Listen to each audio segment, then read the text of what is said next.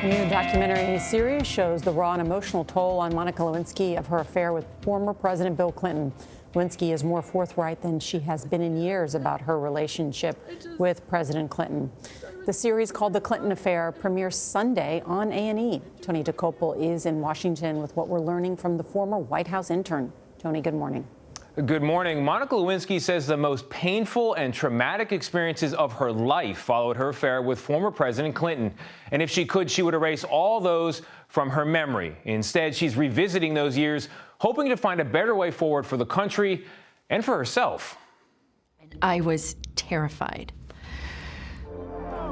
It's an emotional look behind the mask of someone who stood stoic in the public eye for decades. I felt terrible. I was scared. Monica Lewinsky spoke to A&E about her affair with President Clinton.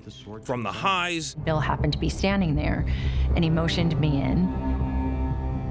I don't think my heart had ever beat as fast. To the lowest lows as she was confronted by FBI agents about the affair.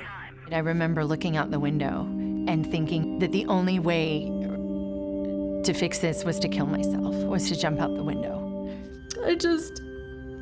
I was mortified and afraid of what this was going to do to my family. In a Vanity Fair piece about why she participated in the docuseries, Lewinsky writes she feels grief for the broken young woman who watched the president deny the affair. I did not have sexual relations with that woman. This year, in the wake of the Me Too movement, Clinton struggled with the question of whether he should apologize to Lewinsky. You didn't apologize to her. I have not talked to her. The suggestion was that I'd never apologized. I did. I meant it then, and I meant it now. Former First Lady Hillary Clinton told CBS last month that President Clinton should not have stepped down after the affair became public. There are people who look at the incidents of the 90s and they say a president of the United States cannot have a consensual relationship with an intern. The power imbalance is too great. Who was an adult. But let me ask you this. Where's the investigation of the current incumbent, against whom numerous allegations have been made, and which he dismisses, denies, and ridicules? So there was an investigation, and it, as I believe, came out in the right place. Lewinsky, for her part, is focused on healing from the memories of that traumatic time. However wrong it was, however misguided, for who I was in that very moment at 22 years old, that was how it felt.